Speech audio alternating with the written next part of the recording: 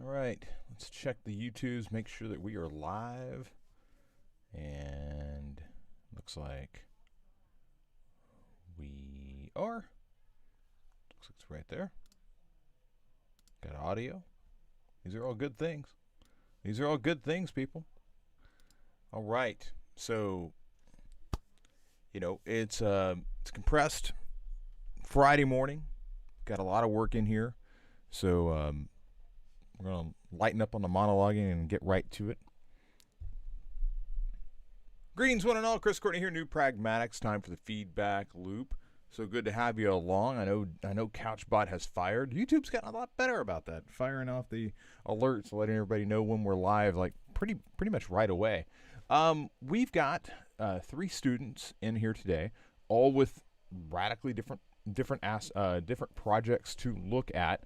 Ruby is back, making full use of the feedback loop very early on, which I like to see. That's a good sign. Bryn is also back, working through components, and we have Eve in here as well. And Eve is working on logos for her first teacher project. So I'm going to go ahead and share my screen so we can dive right on in.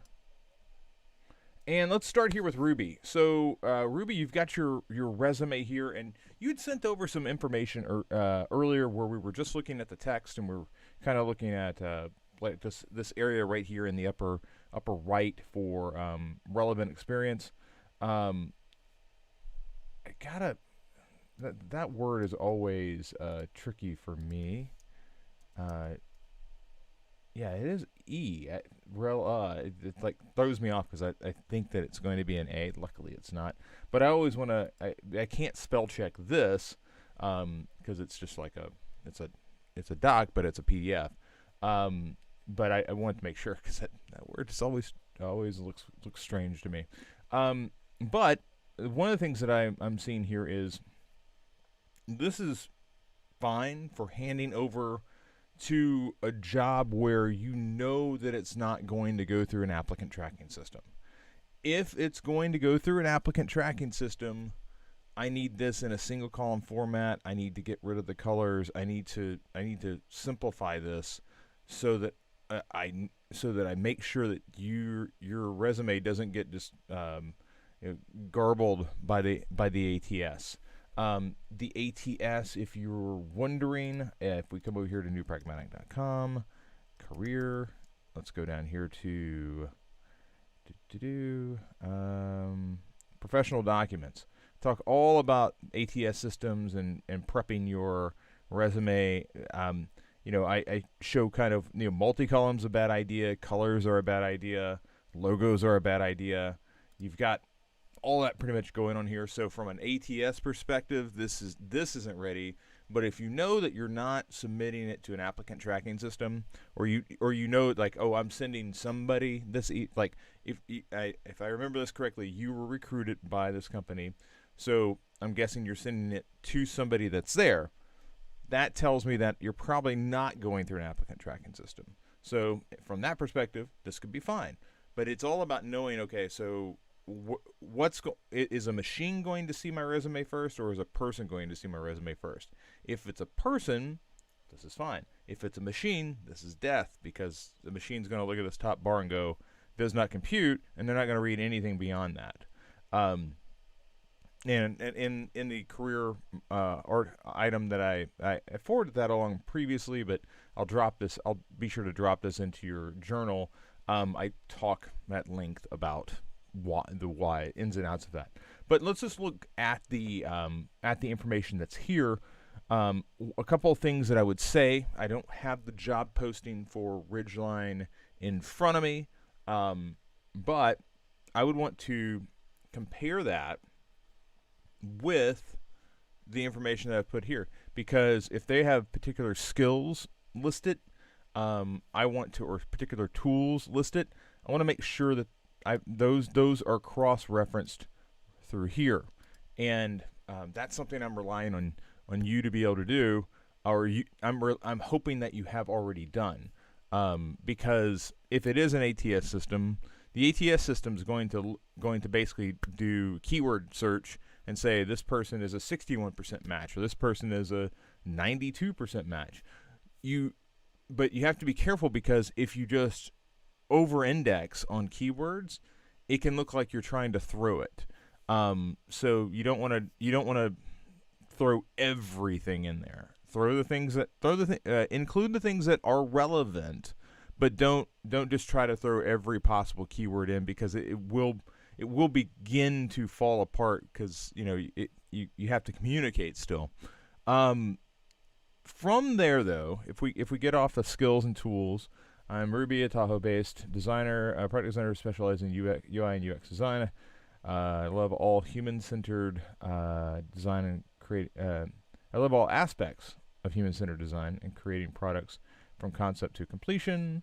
My extra special sauce is my ability to tie together design with my branding and marketing background to create joyful, accessible, viable products.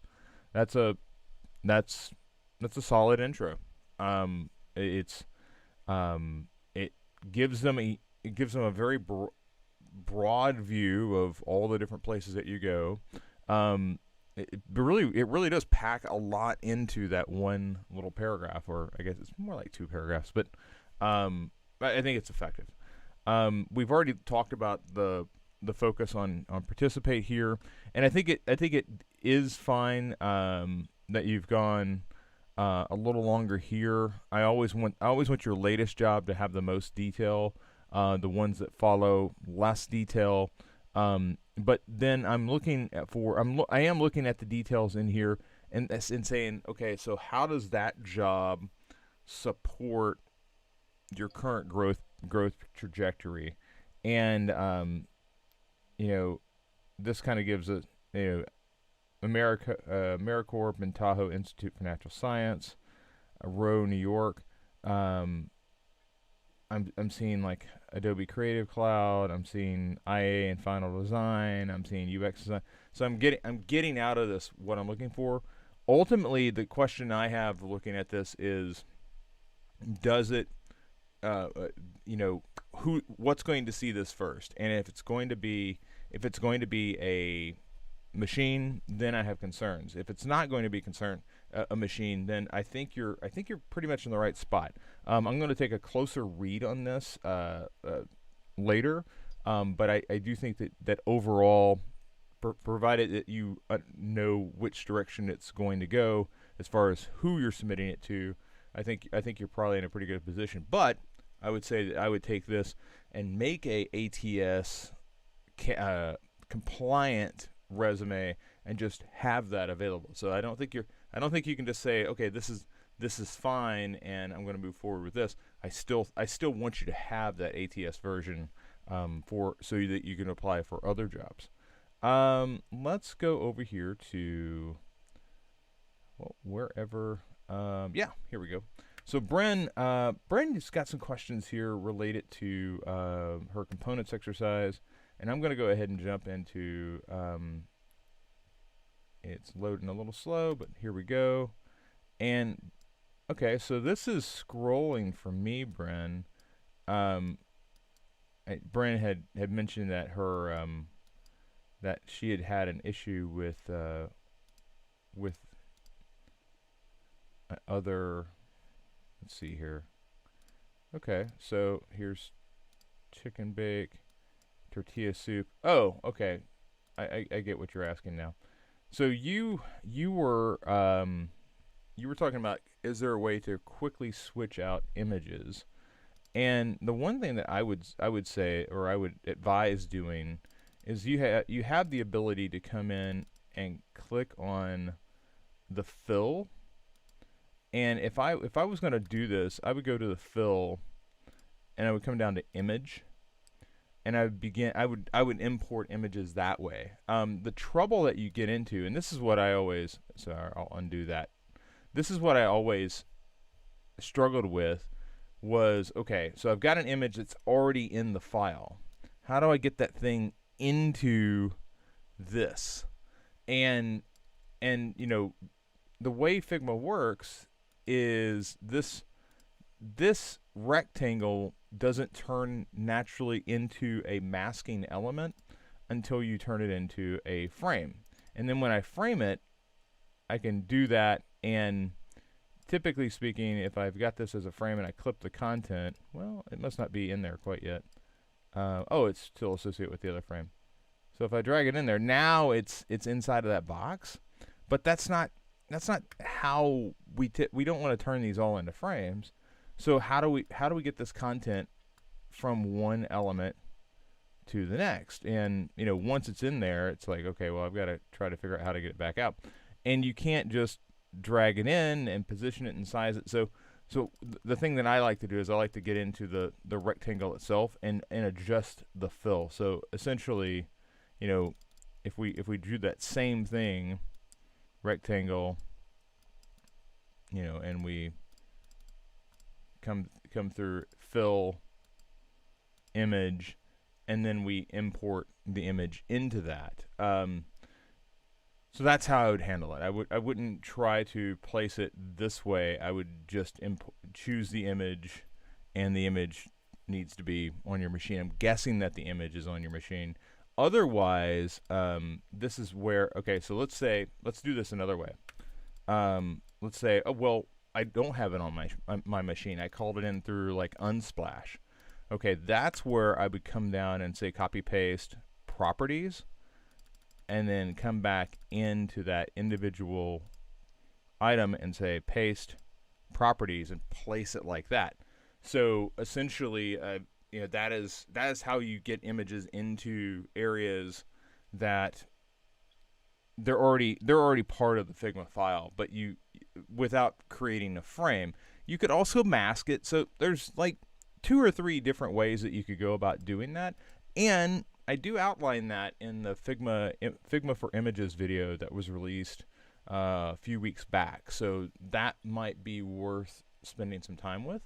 I did want to check out one other bit here. I believe you said you were having problems with, if I can find my way back to your questions. So, yeah, okay, so that's image carousel. Had trouble with the length of ingredients, and for some reason there wasn't a clip content or vertical scrolling option. Okay, so let's go take a look at that really fast. So yeah, this is your ingredients list, and if you were wanting to, so you have this content here, and right now this content is set up. Auto layout is making things grow. I think this is where you're going to have to come through and say, okay, I'm going to frame the selection. Well, actually, no, I didn't want to do that. Well, you probably could do this. I'm just going to try to say, okay, well, okay, that's great. I'm going to now mask. And actually, I'm going to take this rectangle just outside so I can see it. But I still need it to be part of, okay, so that's fine. Oh, whoa, hey, that's not what I wanted. Let's send it back. So the question is, can I get in here and just select that, and then, oh, well, it will not let me mask that. Is it because of the way that this is grouped? It could be. And I wonder what will happen if I drag it out of that. I can't drag that out. No, it's the way that it's nested in there. I'm gonna need to do some more investigation on how this shape, because it looks like this entire shape is, yeah, we probably need to do this at the component level. So if we come over here, I have to find this component, so card recipe overlay. So card recipe overlay, I'm guessing is, nope, maybe there's a custom, yeah, I'm gonna have to come in and find where your your created components are, because that card recipe overlay thing is in fact a custom component. I could probably do it this way too. Card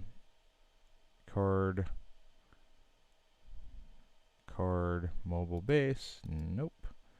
Yeah, I'm going to have to come through and take a specific look at that, because right now it's hiding from me, and I don't know the ins and outs of your particular assets extremely well. But this is clearly a variant. I just don't know where the original is. So it's on recipe, card, exercise. Okay, so it's in. Oh, well, wait. Is it here? Is it just on this? Oh, it's up here. Duh. This is why, when I'm thinking about where these components are, I'm thinking they're in components. This isn't saved anywhere. But I think this is the. No, that is not the original. So where is the card recipe overlay? I'm going to have to look for that, because I can't find it. I thought it was just right here, but that's not a component.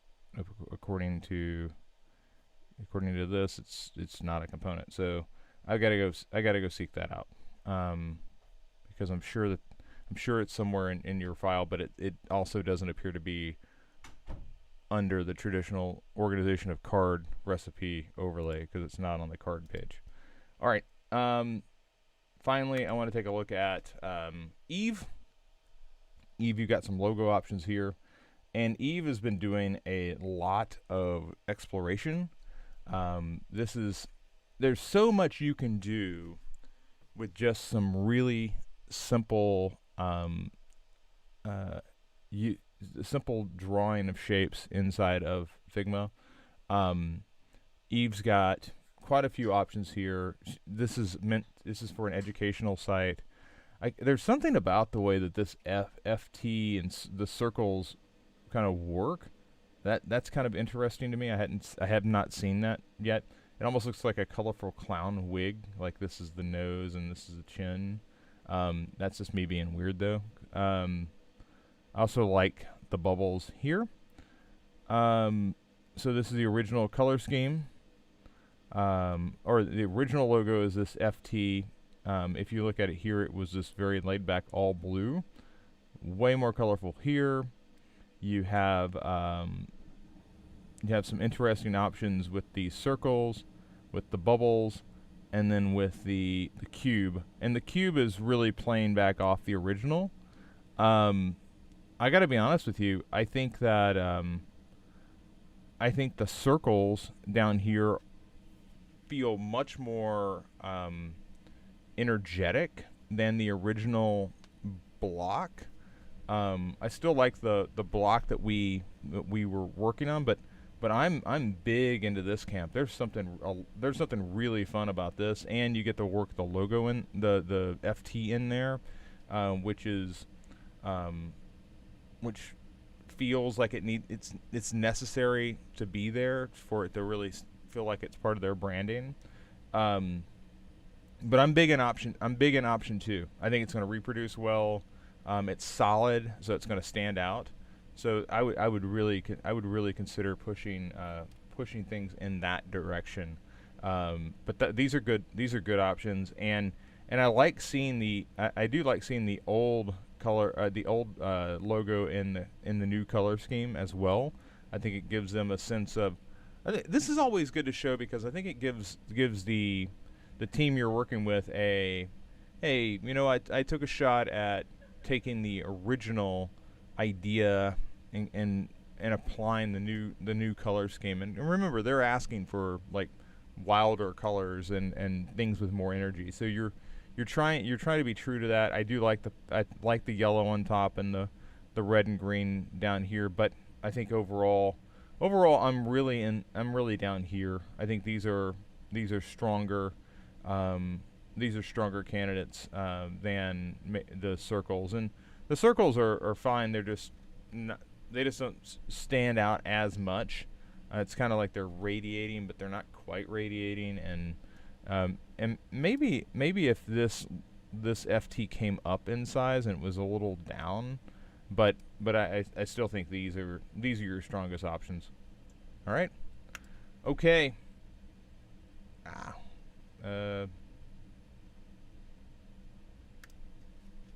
All right, ladies and gentlemen, that's going to wrap it up for today's edition of the Feedback Loop. Thank you so much to Eve and Bren and Ruby for submitting work today.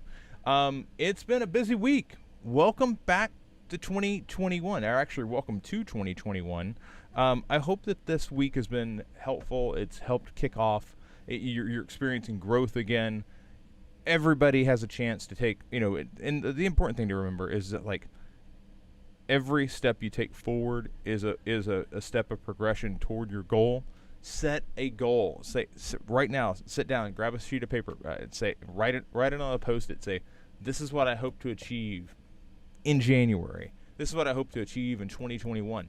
Post that. Get it on the wall so that it's there. Make that declaration that this is what I'm going to do. You'll find that there will be you will begin to pull yourself toward that goal. All right, going to wrap it up. Remember, if you're looking for mentorship, I'm available and I'm here to help you. Who else believes in that? These people. I'll talk to you soon.